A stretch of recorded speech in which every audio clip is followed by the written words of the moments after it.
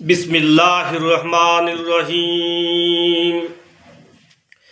अल्लाह जिसका जमानत लेता है वो नबी होता है। अल्लाह जिसका जमानत लेता है वो नबी होता है। नबी जिसका जमानत लेता है वो अली होता है।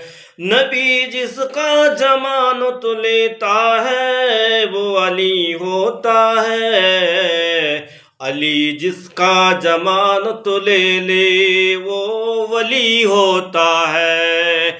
अली जिसका जमानत ले ले वो वली होता है। मरहबा मरहबा